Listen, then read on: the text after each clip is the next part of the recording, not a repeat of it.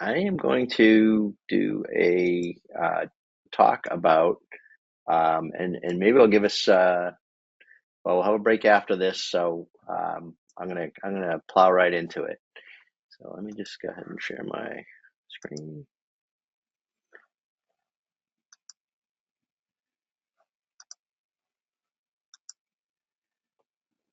All right, so you should all see my screen at this point, and and so this is a spreadsheet that I created, and there's a I'll give everybody the link to this. Actually, Fred, you know what? Hey, Fred, if you grab the link in the slideshow and just paste it into the um, to the chat, that'd be great. I'll be there for people. I'll take care of that. And I'll start talking about it.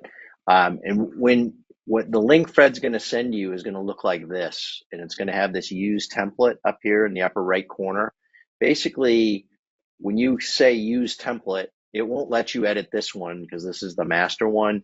But when you say use template, it will create your own copy in your own Google account. So you do need to have even a free Gmail account will give you access to Google Sheets. So if you have any kind of a Google account, you'll be able to use the Google Sheets. I can probably send this out as an Excel file if somebody needed it specifically, but if you haven't worked with Google Sheets, probably worth doing because they're really powerful. And as an old Excel person, I used to love Excel, but Google Sheets is, in my mind, way better. So anyway, so I'm going to go back and talk a little bit about what this is. What this is designed to do is, if you've ever run into a situation where you're thinking about, okay, should I do a price increase? What if I hire a couple people? What if I hire an assistant or an estimator or a salesperson? How do you figure out what the impact of that is? And so what this spreadsheet does is it's got a few variables. In fact, as you look at this, all of the green cells that you're looking at, those are all places where you can make entries. So, and actually you can make entries anywhere, but it's going to yell at you because most of the other cells that aren't green have formulas in them to do calculations. So, and it's set up with a column for current values and a column for what if values. So the first exercise that you have to do to use this is you have to kind of go down the list here and fill in your numbers, okay? And again, once you copy the template, that's in your Google account, so no one else has access to that except you. This is a way to make it easy to share, so you're not working on my copy and I don't have your copy. Everybody has their own. So you would go through here and you'd say, okay, how many production team members do I have? How many people are out actually providing services for you that you're charging for?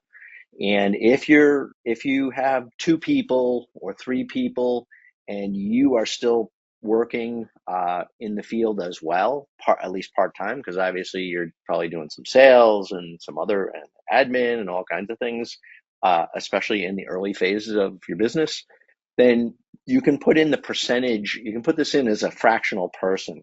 So let's say I had two other people working with me, but I was spending 50% of my time in the field.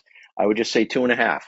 I have two and a half production people, and that accounts for only half of your time being included in the availability. So that's the first exercise. Put in the number of production team members you have. Um, the next piece is, what do you charge per hour for your work? Now, maybe you say, oh, I just charge by the job, or, there's a lot of different ways people charge for things, but fundamentally, most trades and service businesses are selling hours. That's what you have to sell. Yeah, you're going to make some money on the materials too, but your fundamental revenue driver is hours. And how much you charge for them and how many of them you charge for is the primary driver of how much revenue you can earn. It's a relatively simple formula in that respect. So that's your next thing is how much am I going to bill? What's my billable hourly charge rate? How much do I charge my customers for an hour of my time when I'm estimating, or an hour of my team's time?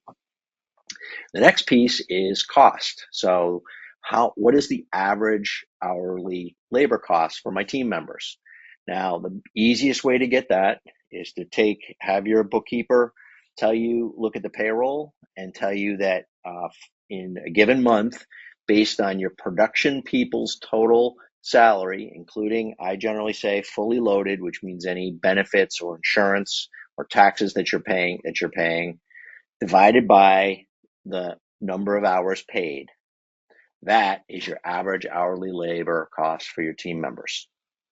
And that's what you want to model with, because that number should always be your total payroll loaded minus times the number of divided by the number of hours you billed.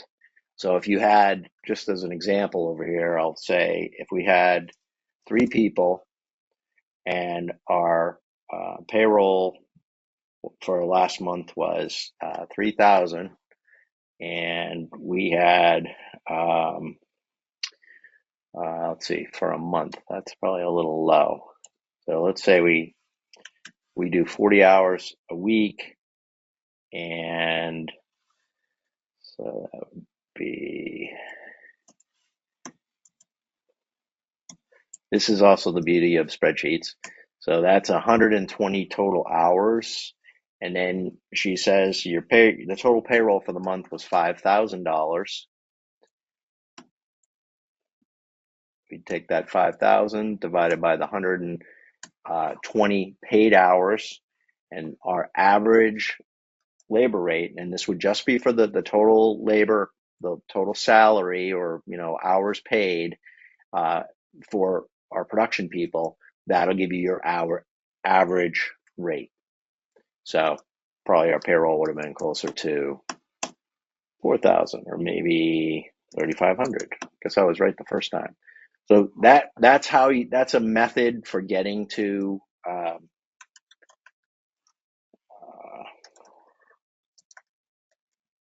and this is just an estimate, obviously. Your bookkeeper could tell you for the exact numbers.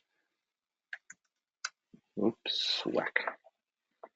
And again, just like in Fred's session, if you have questions, please just pop them in the chat there, or raise your hand, and we can give you a chance to talk.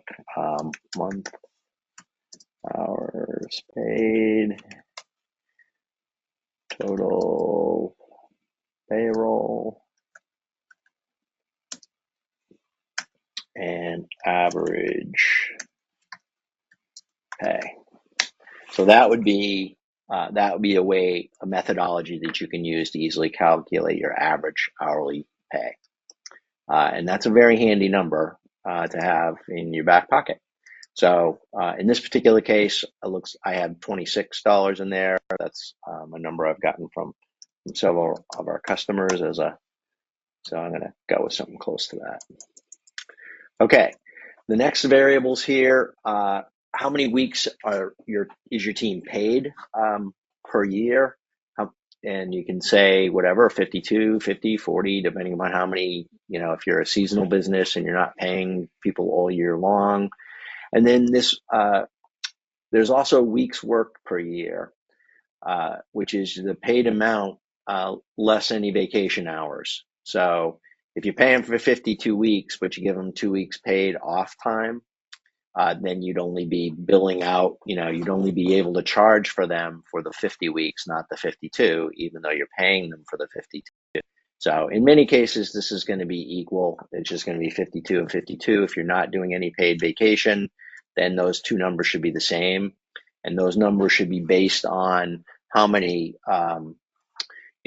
weeks a year you're actually paying your general teammates. And then the hours billed per person per week. And by the way, each one of these has a little note here that kind of explains what it's expecting in that particular cell. But this hours billed per person per week, is, again, how many, on average, how many uh, billable hours are your people working? And the reason I use 35 is because in some cases you're going to have people that you're going to have some people that are not. You might have meetings. You might have an hour meeting each day, and you're not going to get to bill your customers for those 5 1-hour meetings. So I would say we're only going to be able to bill for 35 hours per man per week. And again, you might be 45 or 55 or 25 or whatever your number is. That's a number you pop in there. So based on these 6 numbers, it gives us a few results. So based on these numbers, we have a total of 2,080 hours paid per person. We have 1,820 billable hours per person. And again, that's because I have 2 weeks worth of vacation built in there for those folks, and that makes the difference between, excuse me, in this case, I don't have any vacation, but we have 5 hours a week for meetings, which cuts out of how many billable hours you have. And I'm just trying to explain the background of this, so when you get in and do play around with it and experiment with it, you'll have an idea of what these different numbers mean. So based on all of that, our total, I call it the total labor sales opportunity, or I could call it the total labor sales capacity with this number of people, this billable hourly rate, and these other constraints in terms of hours, is a total of $250,000 per year. The next piece in the calculation here is there's a 15% there's a 15% factor built in for materials. So if your average materials on a project are 30%, then you would put 30% here. And if your figures were, and if your average materials, let's say you're in remodeling and your materials, including appliances and things, might be considerably higher, you would put that higher number here. So, we might have 25% materials. Put that in. I'm just going to leave that at 15 for the moment. And we can test numbers, as you guys are thinking. If somebody wants to experiment with us, we could definitely use somebody's numbers. If somebody wants to volunteer and does have a good idea of what their numbers are for these, raise your hand and we'll put your numbers in. But let me get through this one time and we'll do that. So that 15% average materials, what we're doing basically is adding in the material sales that we would get based on this level of labor at a 15% rate. So if you have 15% materials, that's going to equal $37,000 worth of sales or income for materials for those hours that we're working. And then that gives us a total labor, sales, labor, and material grand total. So that basically is what our total capacity is in terms of sales with 2.5 people, $55 an hour billable rate. Those are the key ones, the key elements. So the whole what if piece here is, so what if we have all the same things? I'm going to make them all the same across the board here. And what if instead of 2.5 people, we had 4 people? Well, that quickly shows you that we're no longer at 4 here. We're now at we're no longer at $250,000 a year of revenue. We're now at $400,000 worth of revenue and $460,000 of revenue with the material amount. So that's all this is a simple tool to allow you to put in some variables and get the results out of what your possibilities are. Because these are, again, if you're selling hours, which you are, you are time constrained businesses in general, your max is going to be determined by your number of people and how much you can bill out for them. Now, so that adding the 4 people, that really helps. But what if we and one of the things that Corwin mentioned yesterday that was a very interesting factor is that uh, there's this 1 + 1 + 1. I don't know if anybody remembers that, but the 1 + 1 + 1 rule uh, is really very interesting when you look at exercises like this. So if we, for example, if we go from 55 to $56 per hour, that's $7,000 a year. Doesn't seem like much, right? But a $2 increase in your price, so from 55 to 57, gives us, excuse me, a $1 increase from 55 to 56. Oops, 56 is a $7,000 difference in the in the I see there's a couple people having trouble with the sheet right now. I'm gonna address those when I get through a walkthrough of it, and then we can go back. So um, and yes, these sessions are being recorded, so we'll get you hooked up with the sheet shortly. And I'm just gonna kind of get through one exercise here, and then we'll do that. So a small difference, right? When we talk about pricing changes, to me, it's very important that even if you don't price by the hour purely, like if you price by, if you price by the job, you've set a fee for it's $500 to do this thing.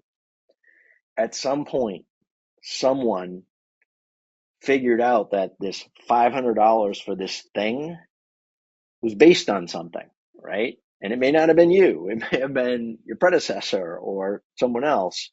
But if you're a service company, that number, the labor amount, and the number of hours is factored into how you came up with that number. And having an idea of what your billing rate is, and I know we talk to a lot of different service companies in a lot of different trades. You don't have to ever tell your customer what this rate is that we're talking about, but internally, you need to know what that rate is, because that rate is a big determiner of of what of what your revenue potential is, of how much you can possibly make. Because again, you're constrained. You're not selling widgets, because if you're selling widgets and you can buy an unlimited supply of widgets, then you can make an unlimited supply of revenue. Fundamentally, you're selling hours though. So hours are your constraint. What you charge for your hours is very, very important. And I'm going to redo that exercise one more. I'm going to go back to 2.5. And even at 2.5, again, raise your price $1 an hour with 2.5 people, and it's an extra $4,000 a year, almost $5,000 a year. That doesn't seem like much, but small changes like that you make will and can have a very, very big impact on your business. Don't underestimate the power of small changes. And then one of the other challenges about that is involved in this is, we go through these phases where, and every company goes through this. Doesn't matter what company, what type of business you're in, where we don't want to raise prices. We want to keep our price the same. We want to do our best to, be competitive, and that's good. But what we miss out on by doing that is incrementally small changes to your prices are rarely felt, and your customer's not really going to care. Remember that extra $5,000 that's going to come to us. That's going to come to us over the course of 100 jobs or 50 jobs or however many jobs we're doing for it. It's a negligible amount. No one's going to notice that $5,000 except you when you go, hey, our sales increased this year. We didn't do any more projects, but we raised our price by $1. So imagine what the impact is of raising your price by $2 or $5 or whatever that number is. It's a big impact. So it's an important. That's why I find these as an exercise, having a tool like this to use, it's just really valuable for you. And then you also start, so in addition to things like price changes, we change it to 60. Wow, that's an extra $23,000 by raising our price, $5, excuse me, per hour. The other things, obviously, as you're looking at things, is you expand these are your two ways to increase your revenues fundamentally. They are increasing the number of production workers you have and increasing your hourly rate. Those are your two main revenue drivers, and paying attention to those numbers is super critical. So, what if we go up to 5 or 6 or 7, team members? You can see quickly, hey, that's a huge, that's 161. If we added 3.5 team members, that would be 161% increase in our revenue for whatever that, for the period.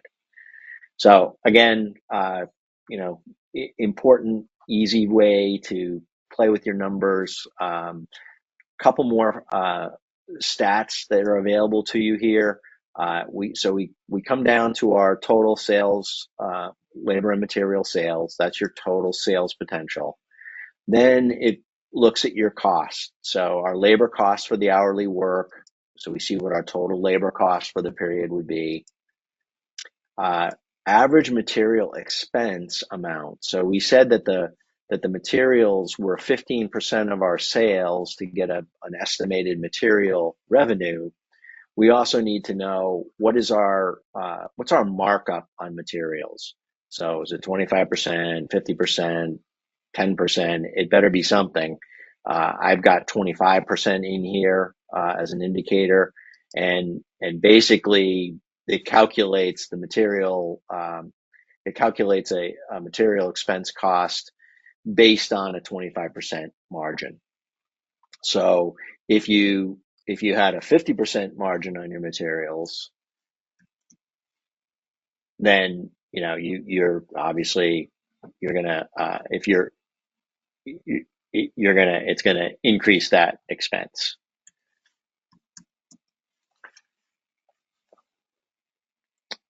And then we have a couple of other variables down here.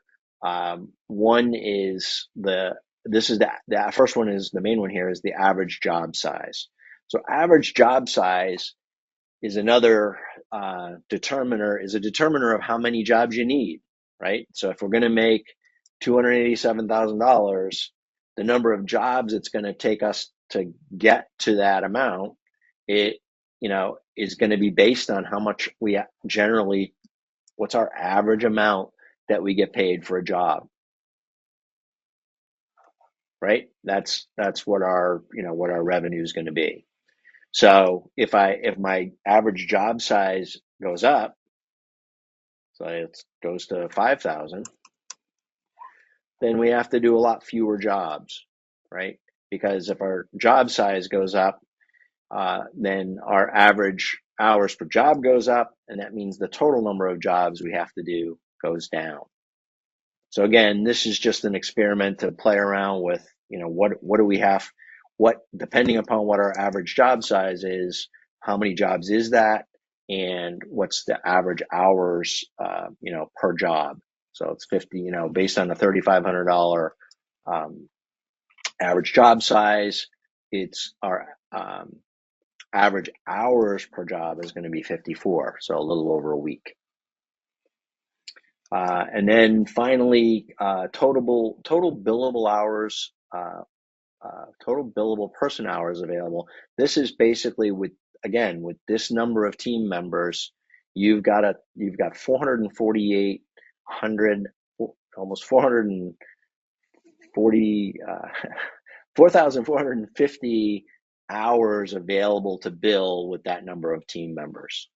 And then that brings us down to our annual gross profit. So going back up to the top with 2.5 people at $55 an hour billable rate, after you pay your labor, you'd have an annual gross profit. Now, this doesn't consider overhead. Overhead comes next, but you would have an annual gross profit of $143,000 and a gross profit of 49%. That's actually pretty healthy for that small an operation. But remember, a lot of this is all based on the difference between your hourly billing rate and your average hourly labor cost. So let's look at another example where we're making we're paying $26 an hour for our labor, but we're only charging out $40 an hour. Well, guess what? We're now down to an annual gross profit of $67,000. That's not as good. And that's just the gross profit. You haven't paid any of your insurance or for an assistant or an office manager or any of those other things that you really need. Okay, so you can't. You have to be really cognizant of what you're shooting for as a gross profit, because otherwise, if your gross profit's not high enough, you are not going to survive. It's just pure and simple. And if you can't charge enough for your time to make a reasonable gross profit, then it may be time to get into a different business. I mean, you just have to do it. You have to charge the amount that you need to charge in order to make a good living and for your family and for your future. All right, I'm going to take a breath. I'm just going to check questions here. Has anyone been able to open up the spreadsheet with that link? I'm going to just try that myself, yeah. Okay, so one thing that I believe is true is you may have to be logged into a Google account. I think if you're not, because I just went to the link out of the spreadsheet and out of the question or the chat box, and I get this, and then if I say use template, now that's actually creating me another copy of this spreadsheet. So that's what it should do. And then this copy of the spreadsheet is saved in my personal drive as opposed to my corporate drive. So it does look like at least one person's been able to get that. Okay, so yeah, again, it's you just probably need to create yourself a Google account, or again, if you email me later, we can Tom at EstimateRocket.com or Fred at EstimateRocket.com or support at EstimateRocket.com. We could send you out an Excel version of this if you want to work with that. So either way, we can do it. Is there anybody who'd want to take a stab at putting their numbers in and then doing some what ifs, or any other questions about the concept? Okay, I got a couple people who have successfully been able to get the template and download it, so I think it's definitely related to having a Google account.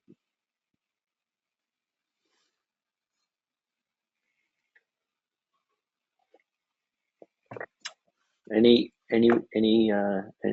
questions about it, or how it works, or what it can do?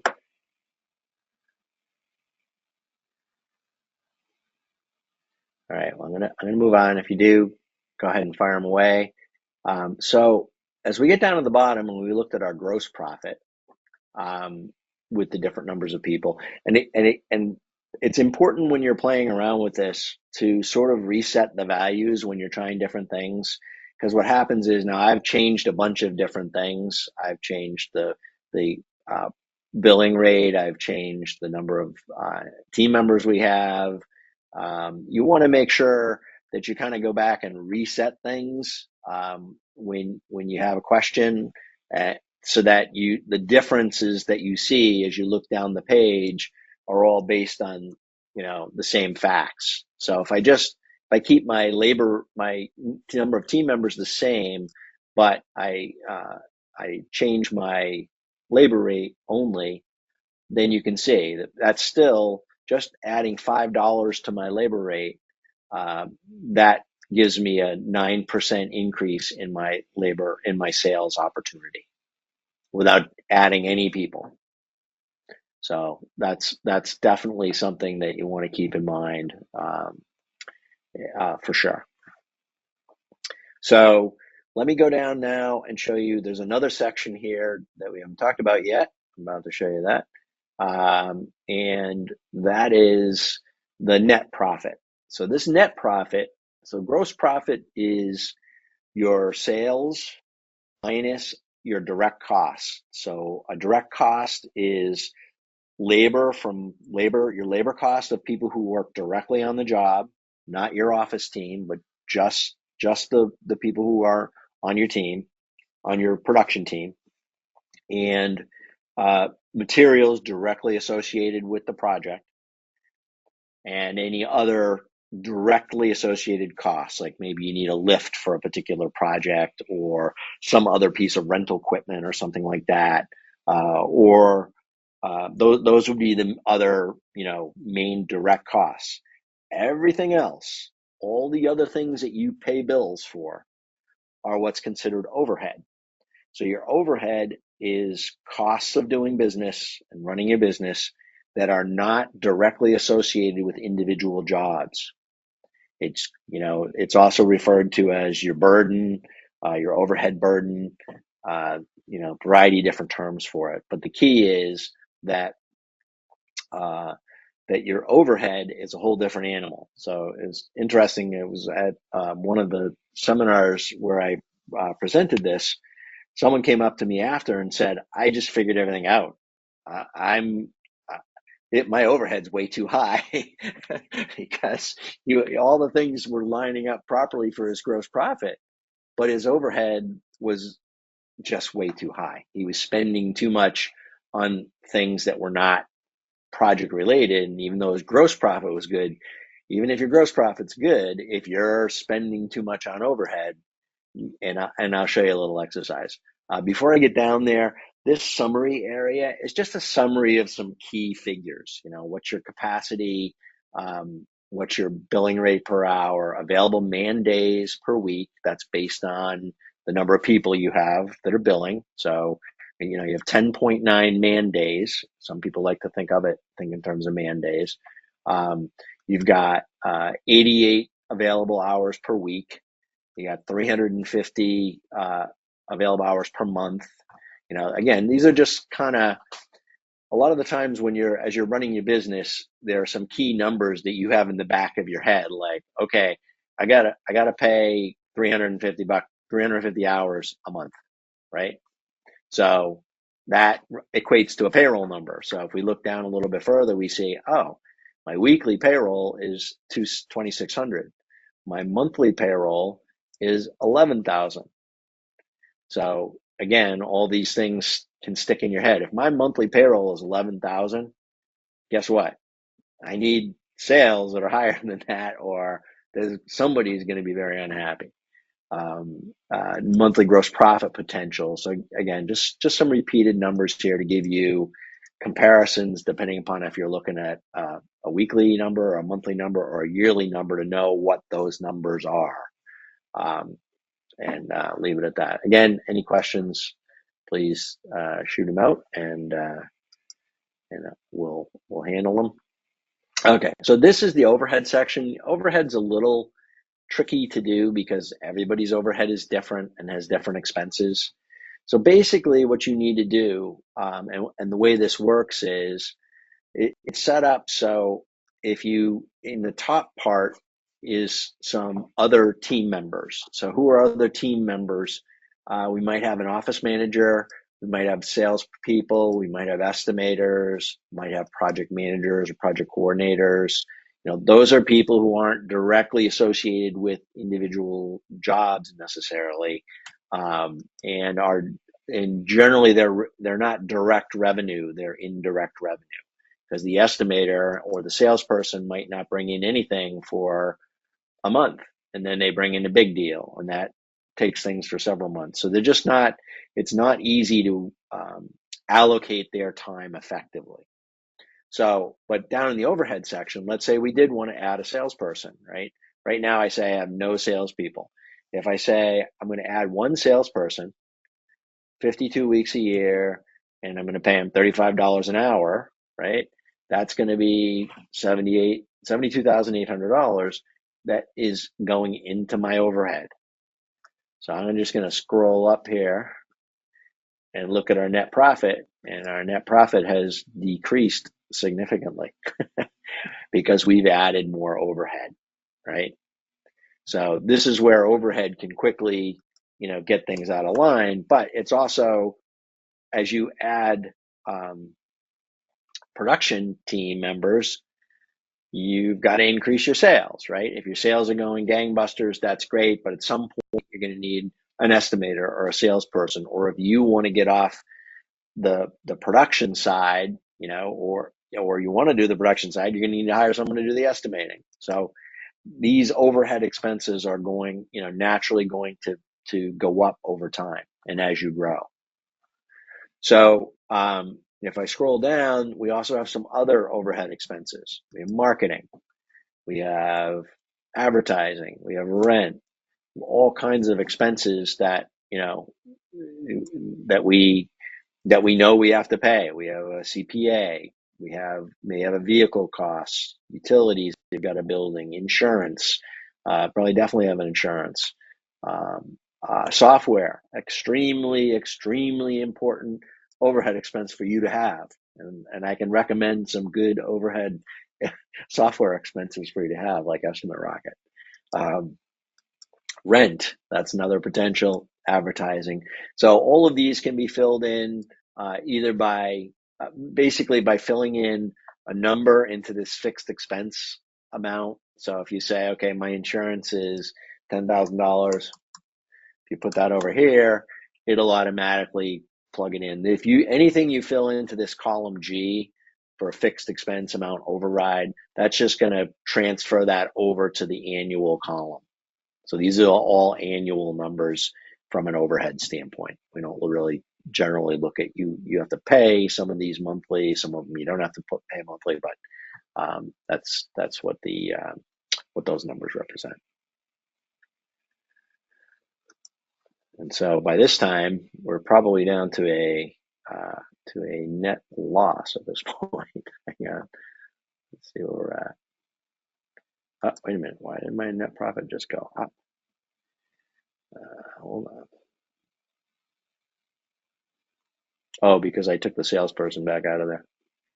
So we're still making money. I had put in the salesperson and then taken out the salesperson. So we do still have some, even some gross profit and some net profit. So again, fun tool to play with. I highly recommend having some kind of a tool like this that you can, put values in and instantly see what their impact will be. And this top section of this is really, from a production standpoint, this is where all the fun stuff happens. So adding one team member, for example, again, makes a big increase in your sales. If a big increase in your sales capacity or potential, right? We still have to sell enough jobs to do that work, right? But here's another scenario that people often use this for, is they're gonna come here and they're gonna say, wow, we're so busy, I could do more work if I had more people. And yet, especially again when you're small and when you're first starting out, hiring that first person is really scary. There's no two ways around it. That first hire or second or third hire, there's a lot of angst there. But with something like this, if you know that the business is there, right? You're doing great, you've got a good reputation as a company, then you know that it can happen. You just need to know what happens if I hire 2 people or 3 people or one person. What does that mean to my revenue stream? And what does it mean to my available hours, right? Because in order to handle that work, you've that new work you'd like to take on that's over and above what you're doing, what you're able to do today, you need to know how many people that's going to be, how many people that's going to take to satisfy that requirement. It's a fun exercise. One question that came in is about workers' comp insurance. So I personally like to see workers' comp as part of this total payroll figure. Payroll including insurance. I'm gonna spell that right. Sure.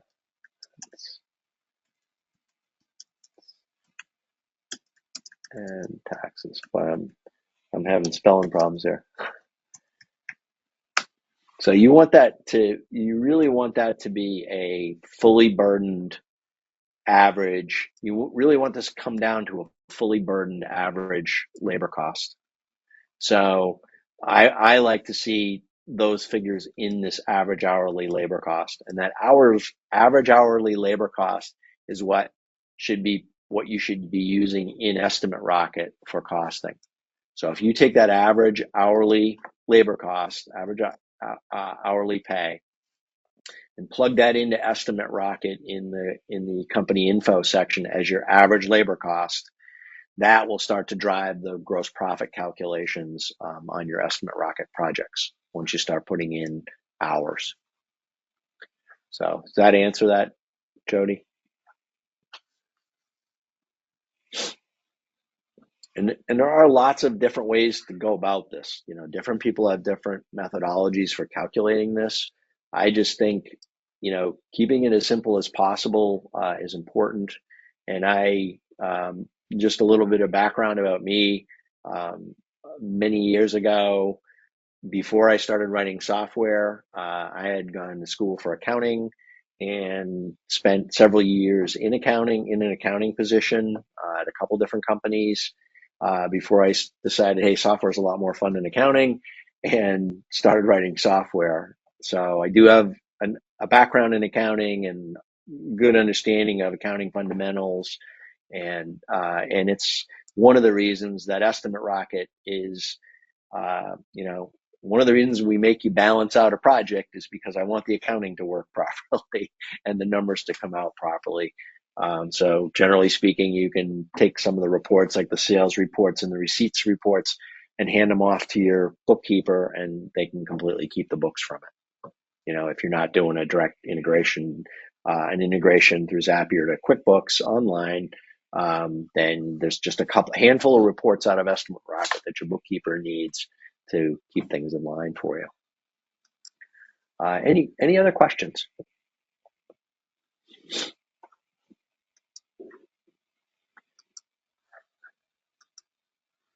And again, anybody who wants this in Excel, actually, you can just put that in the question box if you want, and we'll get you one of those we'll email those out to you, or get you a link to them.